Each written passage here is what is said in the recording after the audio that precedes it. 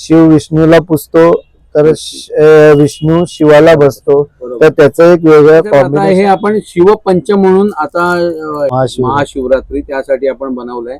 जसं की काय सांगाल याच्याबद्दल तुम्ही? त्याच्यामध्ये रुद्राक्ष आहे, बरोबर, सिट्रिन आहे, बरोबर. पायराइड आहे पायराइड आहे, आणि क्लिअर कॉर्ड आणि शाळीग्राम आहे. शाळीग्राम आहे.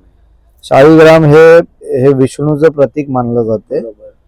जसं रुद्राक्ष हे शिवाचं प्रतीक मानलं जातं. बरोबर. जसं शिव आणि विष्णू हे एकमेकांचे आराध्य आहेत. हो. शिव विष्णूला पुजतो तर विष्णू शिवाला बसतो, बरोबर. तर त्याचं एक वेगळं कॉम्बिनेशन. आणि क्लिअर कॉर्ड आणि पायराइड सिट्रिन हे म्हणजे अबंडन्स साठी हे त्याच्यामध्ये आलेलं आहे. बरोबर. आणि ते हे कॉम्बिनेशन हे केलेलं आहे.